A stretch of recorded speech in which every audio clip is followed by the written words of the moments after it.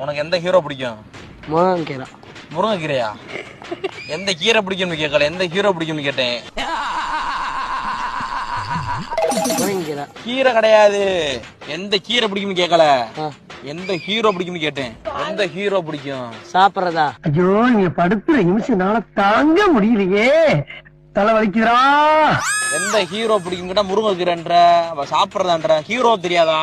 Hero தெரியாது, நான் இன்னும் பார்த்ததே இல்லை. அந்த ஹீரோ ஒன்னும் பார்த்தது இல்லையா?